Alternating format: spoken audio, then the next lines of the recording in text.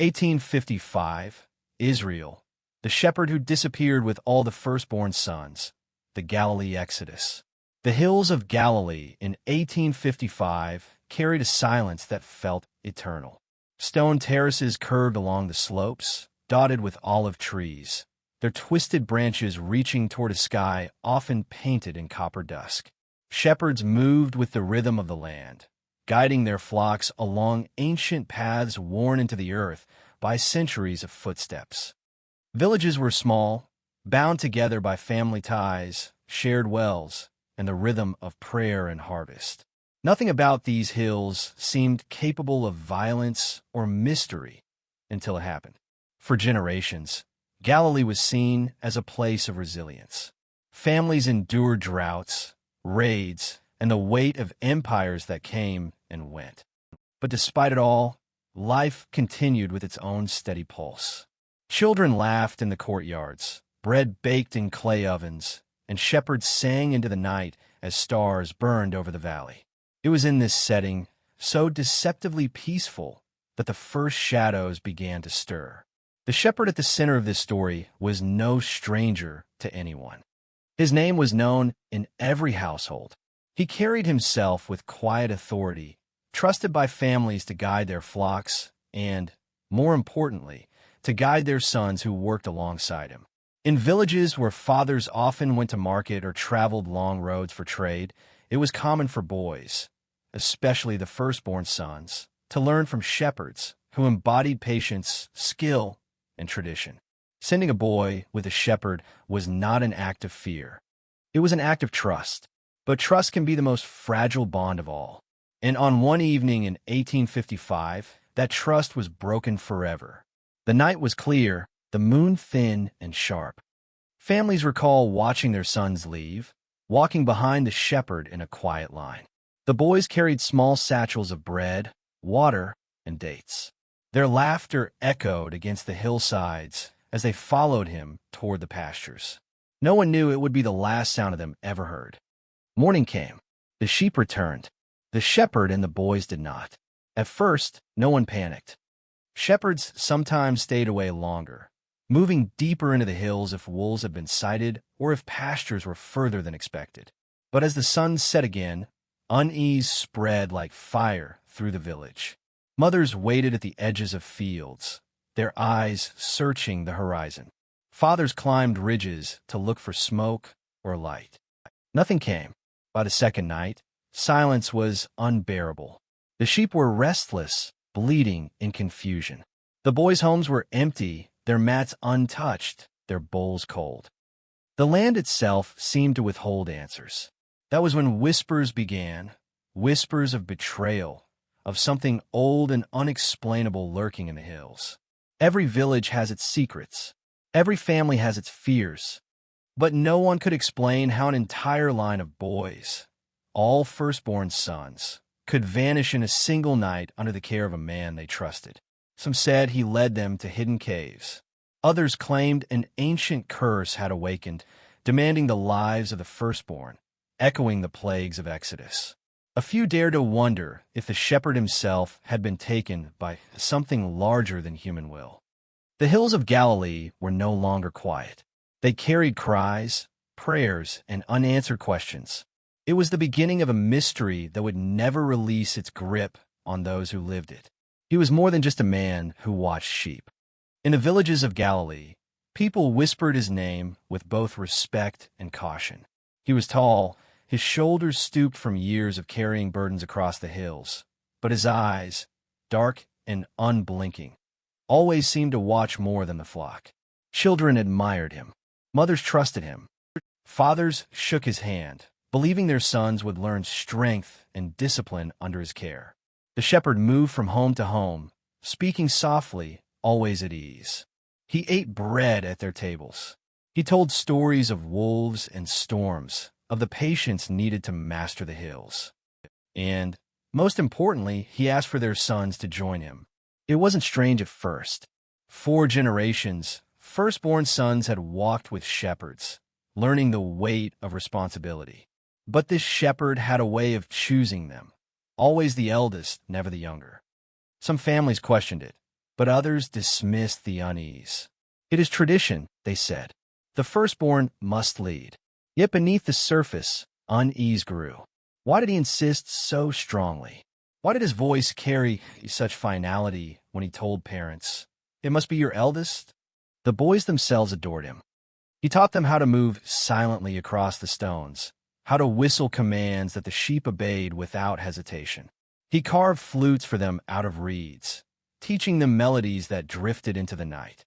Around the fire, he told stories of hidden springs and secret places in the mountains where no outsider had ever gone. To the boys, he was more than a shepherd. He was a guide into mystery. But there were darker tales, too.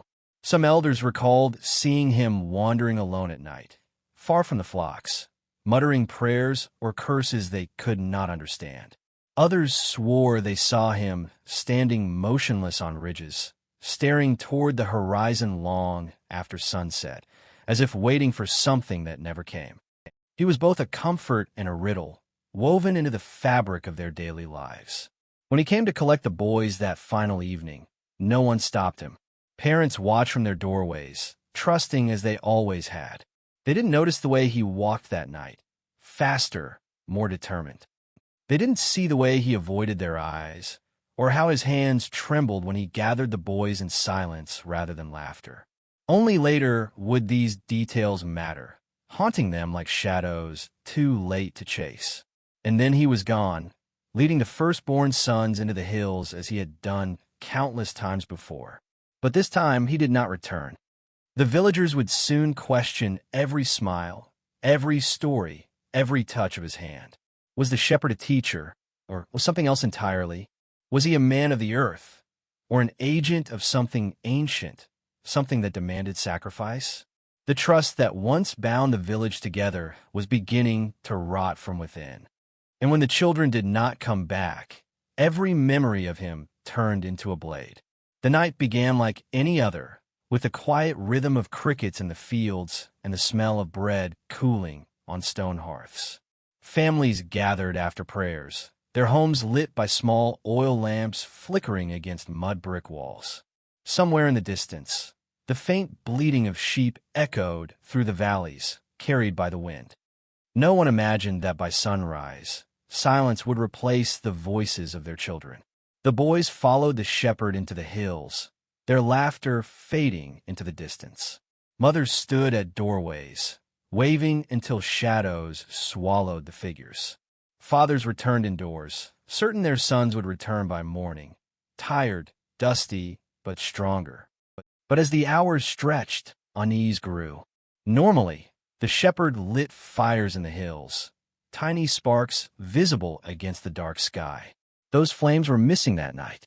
The mountains loomed black and endless, as if they had swallowed the boys whole. At first, families reassured themselves. Perhaps the shepherd had taken them further than usual. Perhaps they had found new pasture, or wolves had scattered the flock, keeping them away longer. But when dawn broke, unease turned to dread. The sheep returned at sunrise, bleeding, scattered, their hooves clattering against stone streets. The villagers rushed forward, expecting the shepherd and the boys close behind. Instead, the flock wandered in confusion, untended. Not a single child followed. Not the shepherd. No voices. No footsteps. Only silence. Panic erupted. Mothers screamed, clutching their shawls, running to the edge of the fields. Fathers scrambled for staffs and torches, rushing into the hills. Neighbors shouted names into the morning air, their voices breaking against the cliffs. The sound carried, but no answer came. The first search lasted hours. Men traced goat paths, searching caves, following trails where sandals had pressed into dust. They found signs, the broken stem of a reed flute, a piece of bread trampled into the dirt. Then nothing.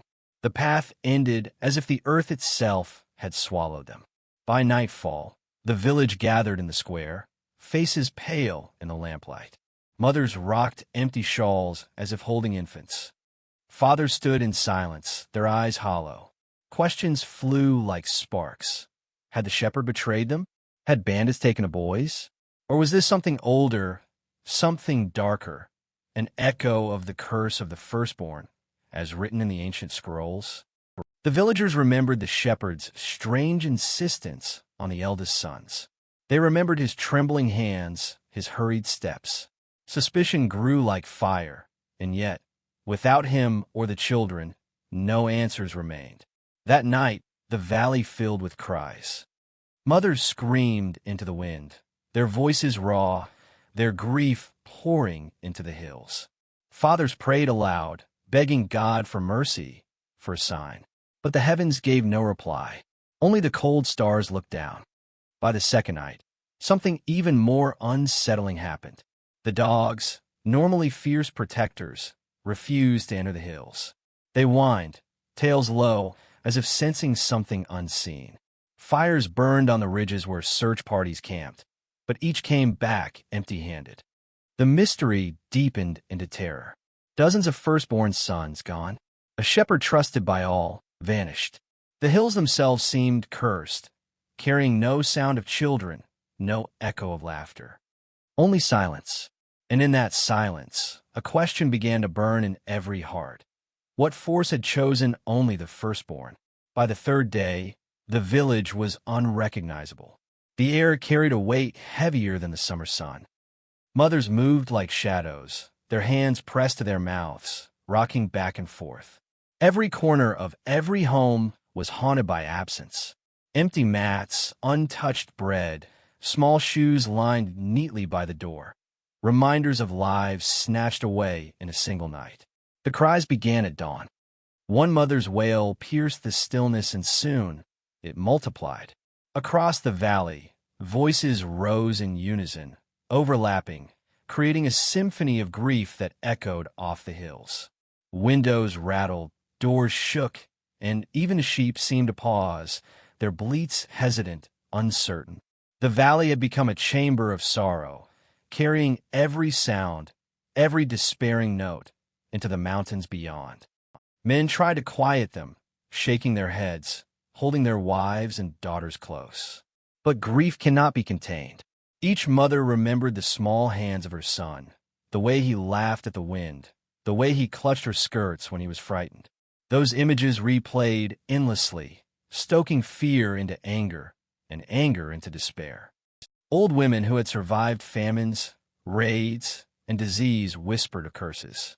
They spoke of ancient wrath, of spirits that demanded the firstborn. "It is the hills," one said. "They take what is owed." Another claimed the shepherd had been marked by something he could not resist. None dared to speak these theories aloud. Superstition was dangerous. But when faced with the inexplicable, even the skeptical faltered. Fathers mounted search parties, moving from ridge to ridge. Each group returned with empty hands, bringing nothing but stories of footprints disappearing into rocky ledges and strange wind patterns that seemed to whisper their children's names. Some men swore they heard faint laughter at dusk, delicate, childlike, but when they followed the sound, there was nothing but mist. The laughter was gone before their eyes could locate it. At night, mothers lit candles in every window.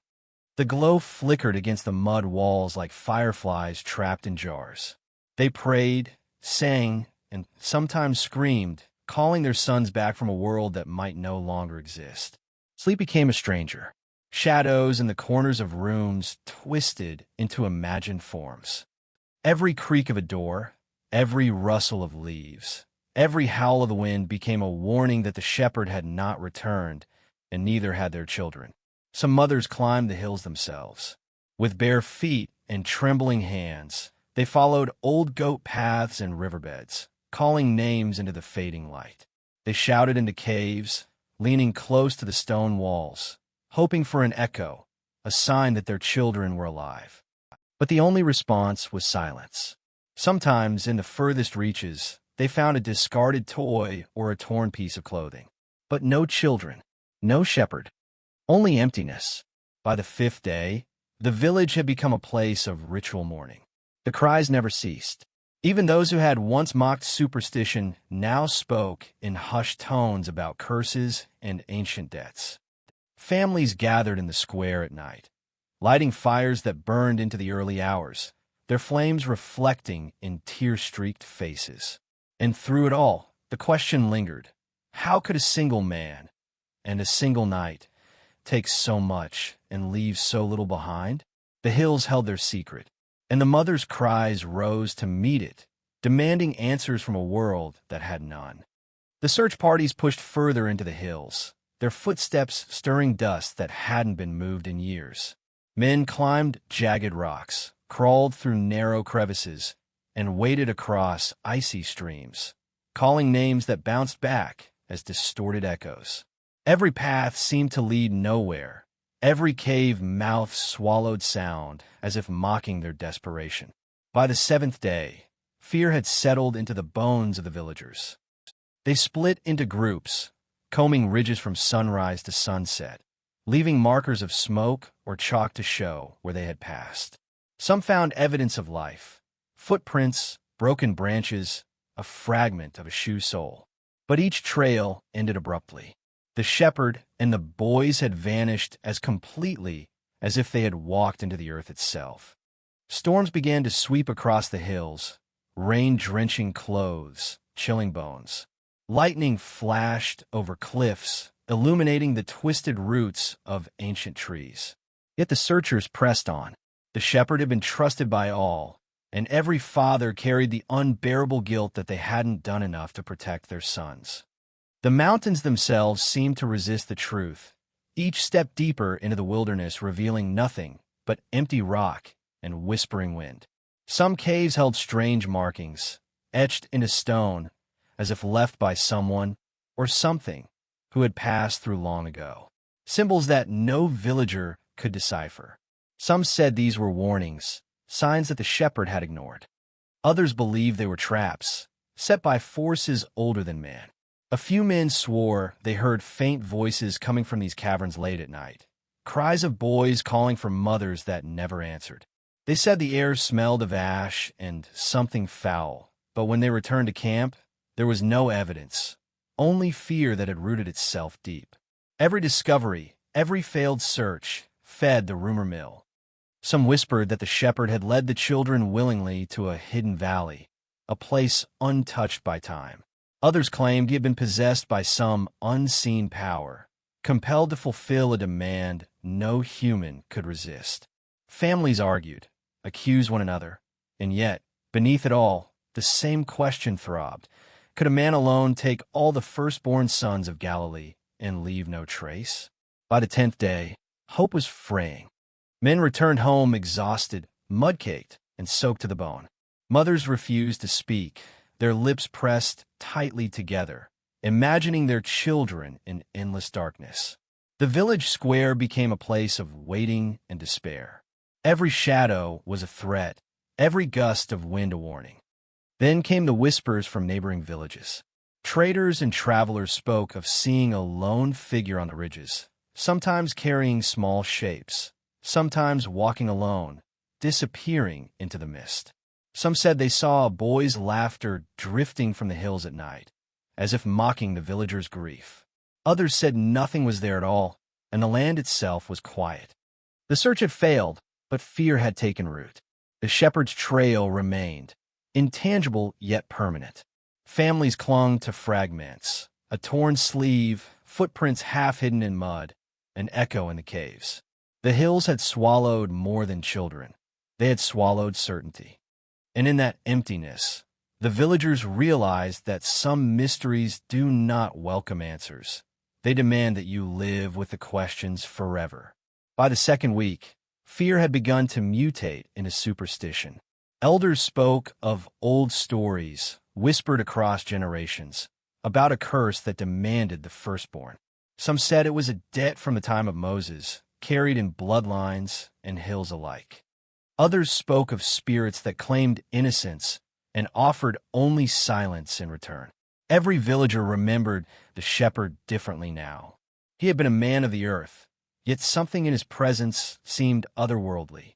His eyes, once warm and guiding, were now described as distant, as if he belonged simultaneously to the hills and somewhere beyond them. Some mothers swore they had glimpsed him in dreams, walking past their sons' empty beds, carrying shadows instead of children. Strange signs began appearing in the village. Crops wilted inexplicably, water in the wells turned bitter, and animals acted skittish, refusing to enter the fields. At night, a low moaning wind threaded through the olive groves, carrying whispers that no human mouth could make. Some claimed they heard the boys calling out, not for help, but for forgiveness, or perhaps warning. The shepherd's actions were recast in a terrifying light. His insistence on taking only the firstborn, his secretive movements, the strange nocturnal rituals he sometimes performed near caves. Everything now seemed like preparation for something dark. Fathers whispered of the flutes he had carved, wondering if they were tools or talismans, meant to charm spirits beyond human understanding. Some villagers tried to leave, fearing the curse might strike them next. But rumors spread that anyone who crossed the hills at night could vanish too. Travelers spoke of shadowed figures in the fog, moving silently along the peaks, their faces hidden. The message was clear. The hills had claimed the shepherd's victims, and the curse would not be denied. Mothers lit fires on hilltops, offering prayers and sacrifices they barely understood. Smoke curled toward the stars, carrying pleas to the heavens. Yet each morning brought no children, no shepherd, only signs that the hills had been alive in some terrible way. Families huddled together, whispering stories that were once dismissed as myth, now treated as grim prophecy. Fear transformed into a daily ritual. Every step outside, every glance toward the hills carried dread. Children were no longer allowed near pastures, and even the smallest tasks were shadowed by suspicion. The shepherd's absence had left more than grief. It had left a scar on the psyche of the village, a belief that the unseen could strike at any time. Legends began to circulate beyond Galilee. Traders carried tales to neighboring towns, of a shepherd who led away all firstborn sons, of mothers crying across valleys, of hills that moved and whispered in ways no human could control. The story spread, growing with each retelling, becoming part of the landscape itself. And in each telling, the curse seemed closer, waiting, patient, hungry. Even now, centuries later, travelers report strange winds in the Galilee hills, whispering names in languages long forgotten. Some say it is the echo of the firstborn, forever calling back from the shadows. Others believe it is the shepherd himself, walking endlessly, leading children into the hills that never forget. As the panic in Galilee grew, villagers turned to the local authorities for help. But what they found was not reassurance, only walls of bureaucracy and dismissive faces. Soldiers and officials arrived in small numbers, noting the disappearances with scribbled reports, but taking no real action. They claimed the hills were treacherous and the shepherd could have led the boys into danger. Yet no one dared venture deep enough to confirm anything. Parents begged for more. Search parties, guidance, protection, but each plea was met with vague promises. "We will investigate," officials said, but such matters are often private and must be handled cautiously. The words rang hollow. Villagers knew that time was slipping, that each day the shepherd and the firstborn sons remained lost increased the risk that they were gone forever. Frustration turned into anger. Fathers confronted the officials, shaking fists and demanding answers. Mothers pleaded with tears streaming, recounting the laughter and songs that had vanished. Some officials offered condolences, others nodded silently, but no one could explain the shepherd's disappearance. The message was clear. The powers that govern the land were either unwilling or incapable of helping. Rumors spread that even the authorities feared the hills. They whispered among themselves about ancient curses, unseen forces, and the inexplicable nature of the shepherd's actions. Some said higher powers had intervened to prevent anyone from entering the mountains at night, while others accused the shepherd of having connections beyond human law, an unspoken pact that kept him untouchable. The lack of official support deepened the villagers' despair. Without guidance, families organized their own searches, risking life and limb as they climbed jagged cliffs, and navigated shadowed valleys.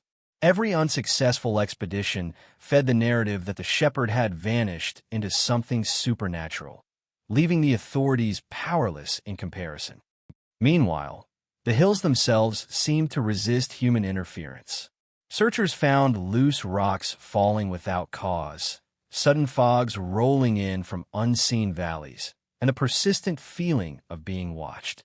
Even the soldiers reported strange phenomena, whispers in the wind, shadows that moved independently, and glimpses of figures darting just beyond sight. It was as if the land itself conspired to protect its secret. Villagers began to question not only the shepherd, but the very fabric of authority. If men of power could not protect their sons, what hope remained? Fathers muttered curses, mothers cried prayers into the wind, and children clung to homes like frightened animals. The shepherd's disappearance had revealed a weakness in the system, a vulnerability that no law, no soldier could fix.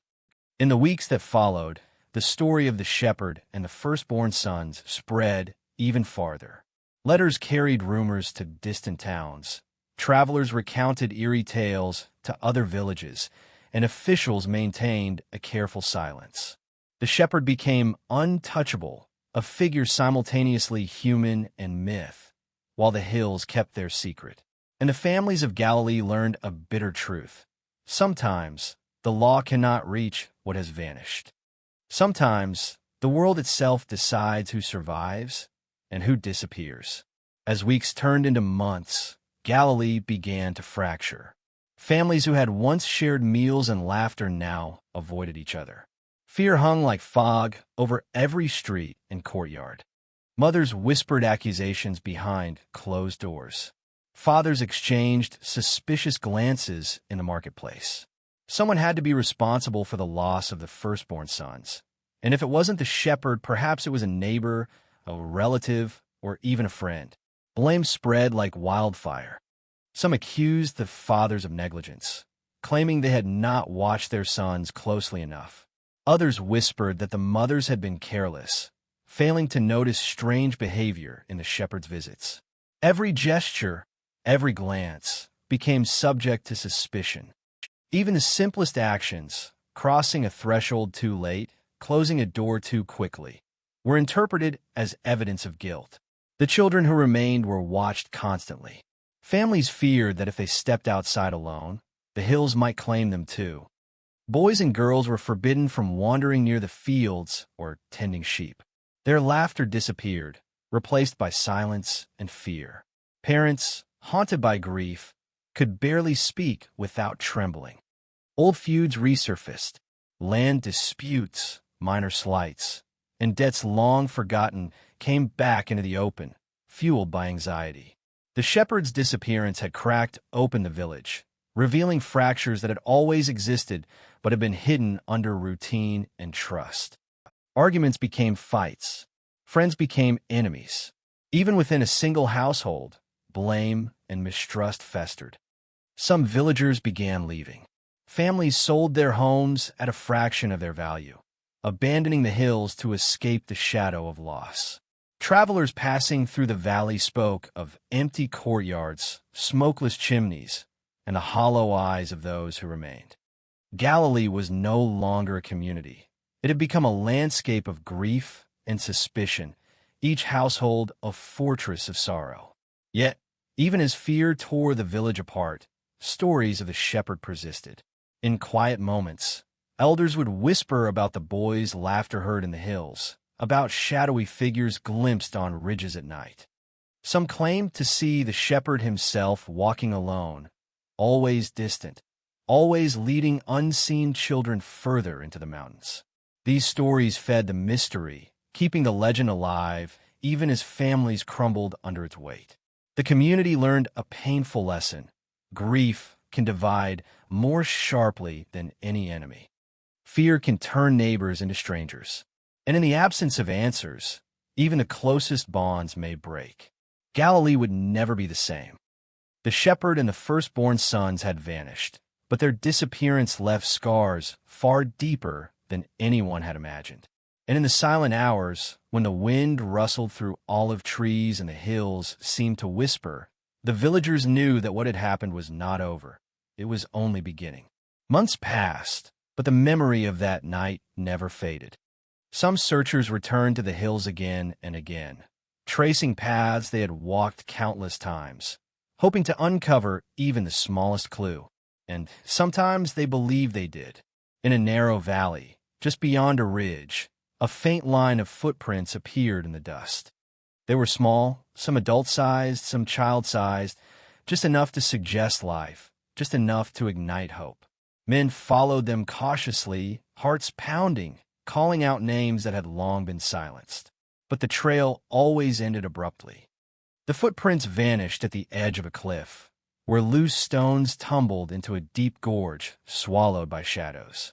Those who saw the trail swore it was not ordinary. The dust seemed disturbed in ways the wind could not explain.